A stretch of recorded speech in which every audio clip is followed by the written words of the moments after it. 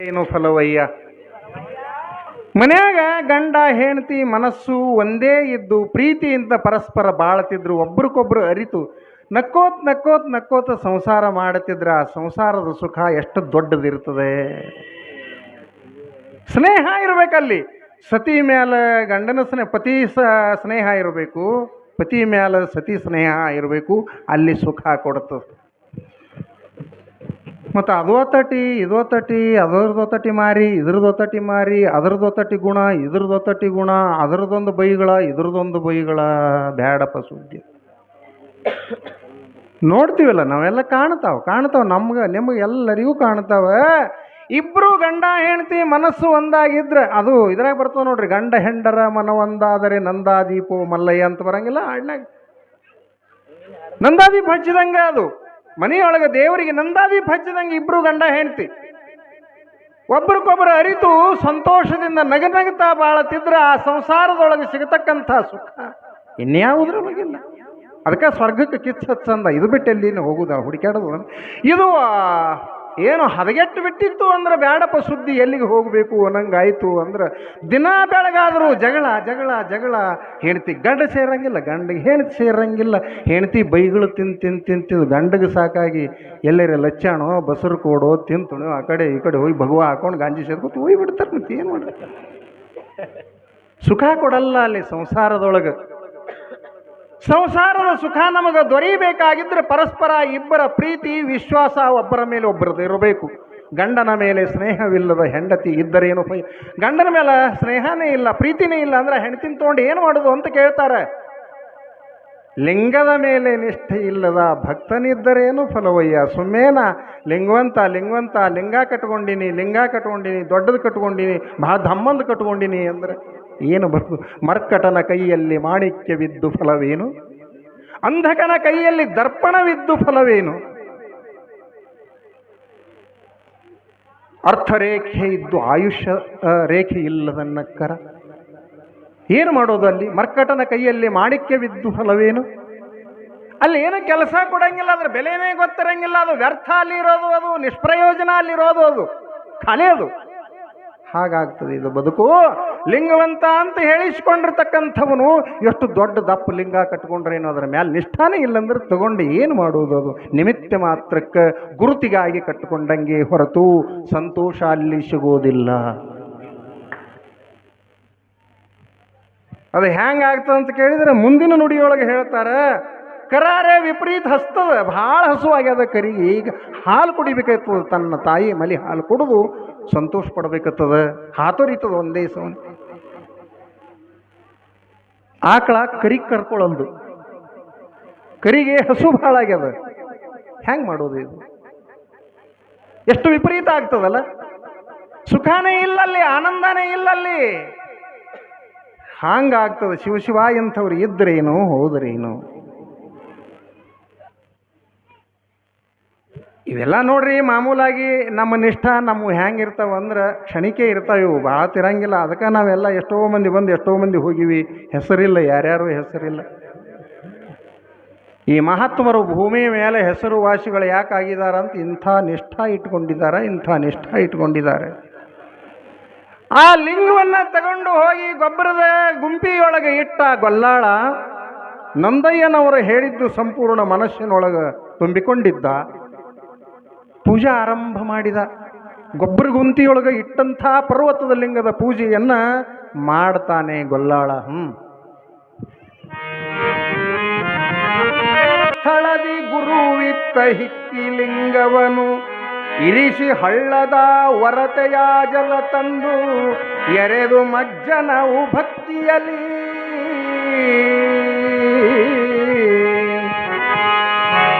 ವರಬಿಲ್ವ ಪತ್ರಿ ಅರಳಿದ ಹೂಗಳು ಸುರಹೊನ್ನೆ ಕುಸುಮ ಜಾತಿಗಳು ತರತರದ ಬಣ್ಣದ ಹರಿಸಿ ಏರಿಸುತ್ತ ಹಿರಿ ಹಿರಿ ಹಿಗ್ಗುತ್ತ ಕುಣಿಯುವನು ಗೊಲ್ಲ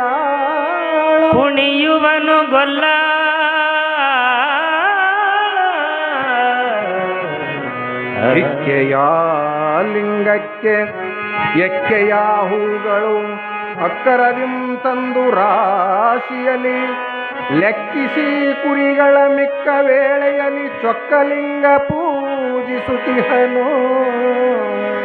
ಚೊಕ್ಕಲಿಂಗ ಪೂಜಿಸುತ್ತಿಹನು ಗೊಲ್ಲಾಳ, ಚೊಕ್ಕಲಿಂಗ ಪೂಜಿಸುತ್ತಿಹನು ಗೊಲ್ಲಾಳ. ಹರೀಶ್ವರ ಕವಿ ನಿಮ್ಮ ಮಾತಿನೊಳಗ ಸರಳವಾಗಿರ್ತಕ್ಕಂಥ ಶಬ್ದದೊಳಗ ಬರದಾನ, ಇದು ಆ ಚಂದ ಬರದಾನ, ಚಂದ ಬರದಾನ. ಅದ್ರಾಗೇನು ಕಷ್ಟ ಇಲ್ಲ, ಸುಮ್ಮ ಸರಳ ಓದಿದ್ರೆ ಗೊತ್ತಾಗ್ತದೆ, ತಿಳಿತದೆ. ಇನ್ನ ನಿಮಗೆ ಸರಳ ತಿಳಿಬೇಕಂದ್ರೆ ಜನಪದ ನುಡಿಯೊಳಗೆ ಗೊಲ್ಲಾಳ ಲಿಂಗೈನ ಪೂಜೆ ಹ್ಯಾಂಗ್ ಮಾಡಿದ ಅನ್ನೋದು ಹೇಳ್ತಾನೆ. ಮಳಲ ದಿನ್ನಿಯ ಮಾಡಿ ಹೆಂಗ ಮಾಡಿರಬೇಕು ಗೊಲ್ಲಾಳ? ಬೆಳಗಿನ ಜಾವದೊಳಗ ಅದೇ ಡಂಬಳದ ಹಳ್ಳದೊಳಗ ತಿಳಿ ನೀರ ತಗೊಂಡು ಬರ್ತಿದ್ದ.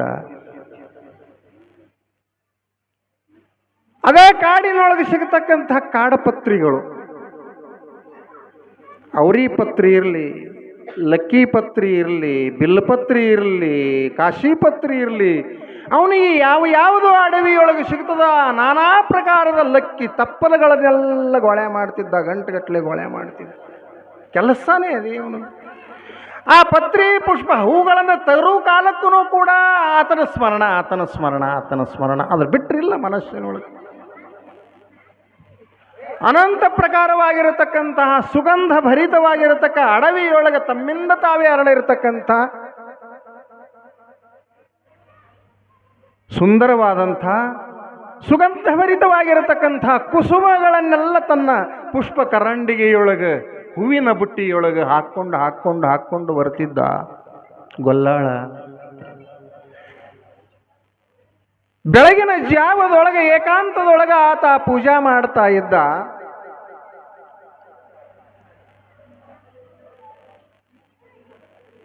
ಶುದ್ಧ ಜಲವನ್ನು ನೀರನ್ನು ಮೊದಲು ಹಾಕ್ತಾ ಸಂತೋಷ ಪಡ್ತಾನೆ. ಗಂಧ ತೀಡಿದ ಗಂಧ ಹಚ್ತಾನೆ, ಅಕ್ಷತಾ ಹಾಕ್ತಾನೆ. ಕಾಡ ಪತ್ರಿ ಪುಷ್ಪಗಳನ್ನು ತನ್ನ ಮನಸ್ಸು ಸಂತೋಷ ಆಗೋ ರೀತಿಯೊಳಗೆ, ತನಗೆ ಆನಂದ ಆಗೋ ರೀತಿಯೊಳಗೆ ಗಂಟುಗಟ್ಲೆ ಏರಿಸ್ತಿದ್ದ ಎಲ್ಲ. ಎಷ್ಟು ಸಂತೋಷ ಅವನಿಗೆ, ಎಷ್ಟು ಏರಿದ್ರು ಎಷ್ಟು ಮಾಡಿದ್ರು ಆತನಿಗೆ ತೃಪ್ತಿನೇ ಇಲ್ಲ, ಅದರೊಳಗೆ ಸಮಾಧಾನ ಸಾಕು ಎಂಬತಕ್ಕಂಥ ಭಾವನೆ ಇಲ್ಲ. ಅಂತಹ ಪೂಜೆ ಮಾಡ್ತಿದ್ದ ಗೊಲ್ಲಾಳ. ಅವ ಪೂಜಾ ಮಾಡೋ ಕಾಲಕ್ಕೆ, ಅವ ದೇವರ ನಾಮಸ್ಮರಣೆ ಮಾಡೋ ಕಾಲಕ್ಕೆ ಸೂರ್ಯೋದಯ ಆಗಬೇಕು. ಈ ಕಡೆ ಕುರಿ ಮೈಲಿಕ್ಕೆ ಬಿಟ್ರೆ ಅವು ಏನು ಮಾಡ್ತಿದ್ದು ಅಂತ ಕೇಳಿದ್ರೆ, ಇವ ಭಗವಂತನ ನಾಮಸ್ಮರಣ ಮಾಡೋದು ಕೇಳ್ತಿದ್ದು ಅಂತ, ಕುರಿ ಹಿಂಡಿನೊಳಗಿರ್ತಕ್ಕಂಥ ನಾಯಿಗಳು ಈತನ ಶಬ್ದ ಕೇಳಿ, ಈತ ನುಡಿಯೋದು ಕೇಳಿ, ಈತನ ಭಜನಾ ಕೇಳಿ ಚೆಡ್ಡೆ ಮ್ಯಾಲೆತ್ತಿ ಕೇಳ್ತಿದ್ದು ಅಂತ. ಹಿಂಡಿನೊಳಗಿರುವ ನಾಯಿ ಹಿಂಡಗಲಿ ಕೇಳ್ತಾವ.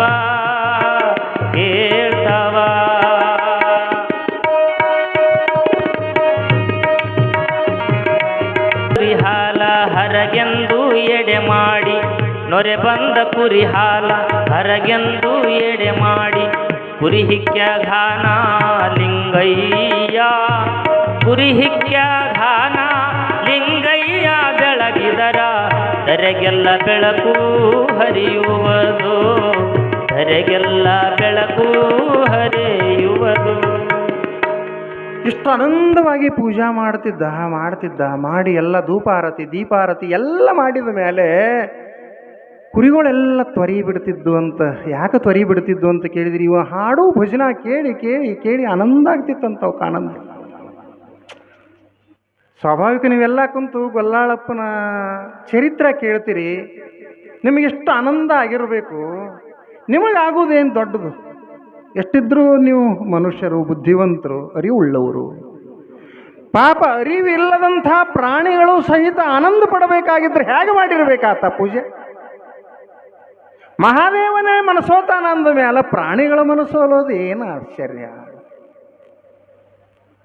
ಇಷ್ಟೆಲ್ಲ ಮಾಡಿ ನೈವೇದ್ಯಕ್ಕಂತ ಏನು ಮಾಡ್ತಿದ್ದ, ತ್ವರಿ ಬಿಟ್ಟು ಕುರಿ ಹಾಲು ಹಿಂಡ್ಕೊಂಡು ಹೋಗಿ ಆ ಗೊಬ್ಬರ ಗುಂತಿ ಮೇಲೆ ಹಾಕ್ತಿದ್ದ, ಅರ್ಪಿಸ್ತಿದ್ದ.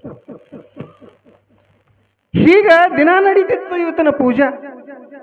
ಕುರಿ ಹಿಂಡುದು, ಒಯ್ದು ಅಭಿಷೇಕ ಮಾಡೋದು, ಮೊಸರು ತರೋದು, ಆ ಲಿಂಗಯ್ಯನ ಮೇಲೆ ಹಾಕುವುದು, ತುಪ್ಪ ತರುವುದು ಲಿಂಗಯ್ಯನ ಮೇಲೆ ಹಾಕುವುದು. ಹೀಗ ತನಗೆ ಆನಂದ ಆಗೋ ರೀತಿಯೊಳಗೆ ಅಭಿಷೇಕ ಮಾಡಿ ಮ್ಯಾಲ ಕಾಡಪತ್ರಿ ಹೂವು ಎಲ್ಲ ತನಗೆ ಸಾಕು ಅನ್ನುವಷ್ಟರ ಮಟ್ಟಿಗೆ ಏರಿಸಿ ಧೂಪ ಹಾಕಿ ಬೆಳಗಿ ದೀಪ ಆರತಿ ಮಾಡಿ ಸ್ತುತಿ ಮಾಡ್ತಾ ಸುತ್ತ ಹಾಕ್ತಾ ಕುಣಿದಾಡ್ತಿದ್ದ ಗೊಲ್ಲಾಳ ಕುಣಿದಾಡ್ತಿದ್ದ.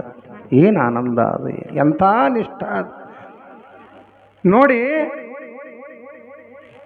ಪೂಜೆ ಎಷ್ಟೋ ಬಹಳತ್ತೇ ಇರಲಿ ಸ್ವಲ್ಪ ಹೊತ್ತೇ ಇರಲಿ, ಮನಸ್ಸು ನಿಂದೊಡೆ ಅದು ಮಹಾದೇವನ ಒಲುಮೆಗೆ ಕಾರಣವಾಗುವುದು.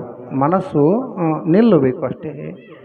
ಇಲ್ಲಿ ಮನಸ್ಸು ಏಕನಿಷ್ಠೆಯಿಂದ ಗೊಲ್ಲಾಳ ಲಿಂಗವನ್ನು ಪೂಜಾ ಮಾಡ್ತಾನೆ. ಅದು ಬಹು ದೊಡ್ಡದಾಗಿರ್ತಕ್ಕಂಥದ್ದು, ಆಶ್ಚರ್ಯಕರವಾಗಿರ್ತಕ್ಕಂಥ ರೀತಿಯೊಳಗೆ, ಸಾಮಾನ್ಯವಾದುದಲ್ಲ. ಮುಗ್ಧ ಭಕ್ತರೊಳಗೆ ಬಹಳಷ್ಟು ಮಂದಿ ಆಗಿ ಹೋಗ್ಯಾರ, ನಿಮಗೂ ಗೊತ್ತದ. ಸುಮ್ಮನೆ ಈ ಸಂದರ್ಭದೊಳಗೆ ಅದು ಚರಿತ್ರೆ ವಿಸ್ತಾರ ಮಾಡಂಗಿಲ್ಲ, ಅವ್ರ ಹೆಸರು ನೆನಪಿಸ್ತೀನಿ ನಾನು. ಕಾಡಿನೊಳಗೆ ಬೇಟೆಯಾಡತಕ್ಕಂತಹ ಬೇಡರ ಕಣ್ಣಪ್ಪ ಲಿಂಗ ಪೂಜಾ ಮಾಡ್ತಿದ್ದ. ಅವನು ನೀರು ತಂದು ಪೂಜಾ ಮಾಡುವುದಕ್ಕೆ ಅವನು ಬಲ್ಲಿ ಪಾತ್ರ ಇರಲಿಲ್ಲ. ಬಾಯಾಗ ನೀರು ಹಿಡ್ಕೊಂಡು ಬಂದು ಲಿಂಗದ ಮೇಲೆ ಉಗುಳುತ್ತಿದ್ನಂತ. ಏನು ಆಶ್ಚರ್ಯ ಅಲ್ಲ ಇದು? ಅಲ್ರಿ, ಅವನು ಬಾಯೊಳಗಿನ ಎಂಜಲು ನೀರ ಮಹಾದೇವ ಸ್ವೀಕಾರ ಮಾಡಿ ಅವನಿಗೆ ಸದ್ಗತಿ ಕೊಟ್ಟ, ಕೈಲಾಸ ಕೊಟ್ಟ. ಅವ ತಂದು ಕೊಟ್ಟ ಹಸಿ ಮಾಂಸ ಸೇವನ ಮಾಡಿದ, ಅವನಿಗೆ ಸದ್ಗತಿ ಕೊಟ್ಟ. ಅಂದ್ರೆ ಏನಿದು? ಎಂಥ ಭಕ್ತಿ ಅವರಲ್ಲಿ! ಏನು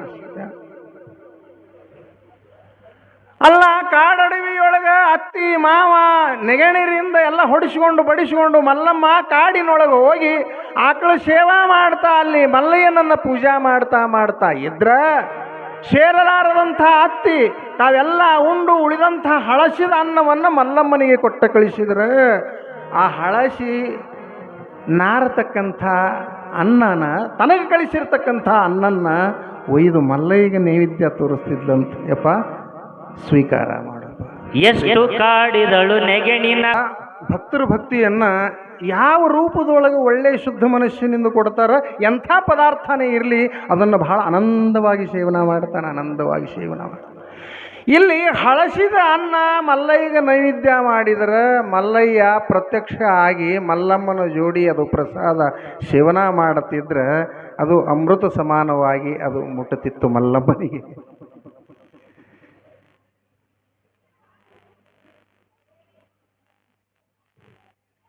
ಕಣ್ಣಪ್ಪ ಎಂಜಲ್ ನೀರನ್ನ ಒಯ್ದು ಲಿಂಗದ ಮ್ಯಾಲ ಉಗುಳಲ್ನೇಕ ಹಾಕೊಲ್ನೇಕ ಅದು ಬಹಳ ಪ್ರೀತಿ ಭಗವಂತನಿಗೆ, ಪರಮಾತ್ಮನಿಗೆ ಬಹಳ ಪ್ರೀತಿ ಅಂತ. ಅದು ಎಂಥದ್ದು ಅಂತ ಕೇಳಿದ್ವಿ, ಇದು ನನಗೆ ಸಿಗುದಲ್ಲಪ್ಪ, ಇದು ಯಾರೂ ಕೊಡೋರಲ್ಲ, ಇಂಥವ್ರು ಕೊಟ್ಟಾರಂದ್ರೆ ಇದು ನನಗೆ ಬಹಳ ಸರ್ವಮಾನ್ಯ ಅಂತ ತಗೋತಿದ್ದಂತ. ಅಷ್ಟು ಸಂತೋಷದಿಂದ ಭಗವಂತ ತಗೊಂಡು ಅವರಿಗೆ ಸದ್ಗತಿ ಕೊಡಬೇಕಾಗಿದ್ರ ಭಕ್ತಿಯಲ್ಲಿ ಅಂತಹ ಶ್ರೇಷ್ಠತೆ ಅದ ಅನ್ನೋದು ನಮ್ಮ ಗಮನಕ್ಕೆ ಬರ್ತದೆ.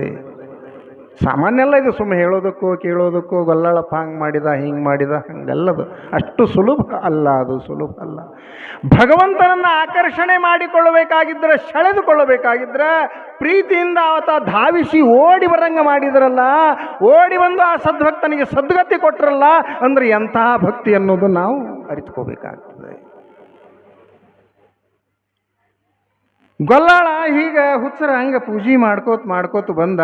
ಅದು ಮಹಾದೇವನಿಗೆ ಪ್ರೀತಿ ಆಗಲ್ಕತ್ತು, ಸಕಲ ಪ್ರಾಣಿಗಳಿಗೆ ಪ್ರೀತಿ ಆಗಲ್ಕತ್ತು, ದನಕರಗಳ ಕೇಳಕತ್ತು ಭಜನೆ, ಕುರಿಗಳು ಮನಸ್ಸಿಟ್ಟು ಕೇಳಕತ್ತು, ಮೈಚಳಿ ಬಿಟ್ಟು ಕೇಳ್ತಿದ್ದು. ಇಂಥದ್ದು ಇದು ಪೂಜೆಯ ಪರಿ, ಇದು ಪೂಜೆ ಮಾಡುವಂಥ ಪರಿ ಇದು. ಹೀಗ ಬಹಳ ದಿನಗಳು ಉರುಳಿದು ಆನಂದವಾಗಿ ಲಿಂಗಯ್ಯನ ಪೂಜೆ ಭಕ್ತ ಗೊಲ್ಲಾಳ ಮಾಡಿಕೊಂಡು ಹೊರಟ. ಮಹಾದೇವಿಗೆ ಸಮರ್ಪಣೆ ಆಗಿರಬೇಕು. ನೋಡೋನು ಭಕ್ತನ ಕಡೆ ಹೋಗೋನು, ಸಮಯ ಬರಲಿ, ಇನ್ನ ಯಾವ ರೀತಿಯಿಂದ ಏತ ನನಗೆ ಭಕ್ತಿ ಅರ್ಪಣಾ ಮಾಡ್ತಾನ ನೋಡಬೇಕು, ಭಕ್ತಿ ಮುಟ್ಟಿಸ್ತಾನ ನೋಡಬೇಕು ಅಂತ ಕಾದು ಕುಳಿತಿದ್ದ.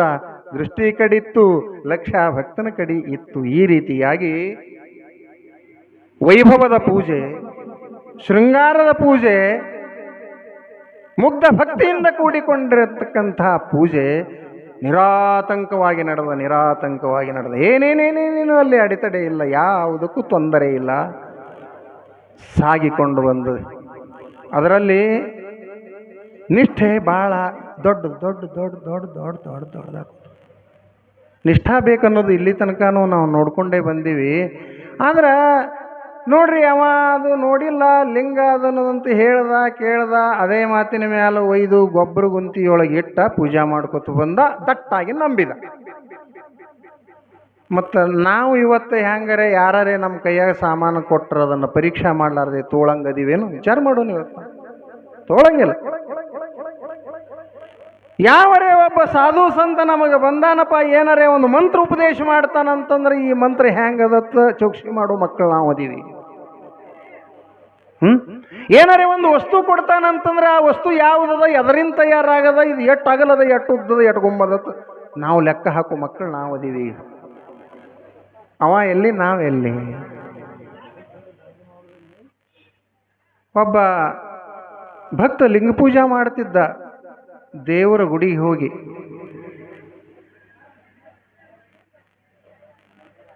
ಪೂಜಾರಿ ಮುಂಜಾನೆ ಪೂಜೆ ಮಾಡಿ ಹೋಗ್ತಿದ್ದ. ಇವ ತಾನೂ ಹೋಗ್ತಿದ್ದ, ತನ್ನ ಮನೆಯಿಂದ ಎಲ್ಲ ಸಾಮಾನು ತಗೊಂಡು ಹೋಗಿ ಪೂಜೆ ಮಾಡಿ ಬರ್ತಿದ್ದ. ಆಡಂಬರದ ಭಕ್ತ, ಭಾರಿ ದೊಡ್ಡ ಮನುಷ್ಯರಿ, ದೇವ್ರ ಮೇಲೆ ಭಾಳ ಭಕ್ತ.